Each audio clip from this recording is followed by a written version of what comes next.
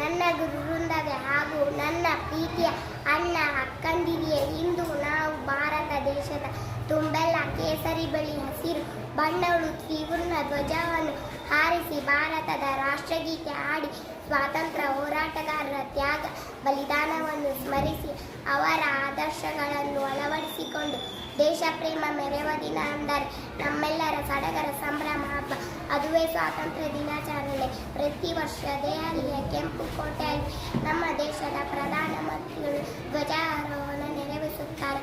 ನಮ್ಮ ದೇಶಕ್ಕೆ 1947 ಆಗಸ್ಟ್ 15ರಂದು ಸ್ವಾತಂತ್ರ್ಯ ಸಿಕ್ಕಿತ್ತು. ನಮ್ಮ ದೇಶದ ಸ್ವಾತಂತ್ರ್ಯಕ್ಕಾಗಿ ಮಹಾತ್ಮ ಗಾಂಧಿ, ಜವಾಹರ್ಲಾಲ್ ನೆಹರು, ಬಾಲ್ ಗಂಗಾಧರ್ ತಿಲಕ್, ಸುಭಾಷ್ ಚಂದ್ರ ಬೋಸ್, ಕಿತ್ತೂರು ರಾಣಿ ಚೆನ್ನಮ್ಮ, ಝಾನ್ಸಿ ರಾಣಿ ಲಕ್ಷ್ಮೀಬಾಯಿ ಮುಂತಾದ ಮಹನೀಯರು ತಮ್ಮ ಹಗಲಿರುಳು ಶ್ರಮಿಸಿ ನಮಗೆ ಸ್ವಾತಂತ್ರ್ಯ ದೊರಕಿಸಿಕೊಟ್ಟರು. ಮಹಾತ್ಮ ಗಾಂಧೀಜಿಯವರು ಮಾಡಲಿಲ್ಲವೇ ಮಾಡಿ ಎಂದು ಕರೆ ಕೊಟ್ಟು ಎಲ್ಲರನ್ನೂ ಸ್ವಾತಂತ್ರ್ಯ ಚಳುವಳಿಯಲ್ಲಿ ಧುಮುಕಿಸಿದರು. ಇವರೆಲ್ಲರ ಪರಿಶ್ರಮದ ಫಲವಾಗಿ ಇಂದು ನಾವು ಸ್ವಾತಂತ್ರ್ಯ ದಿನಾಚರಣೆಯನ್ನು ಆಚರಿಸುತ್ತಿದ್ದೇವೆ.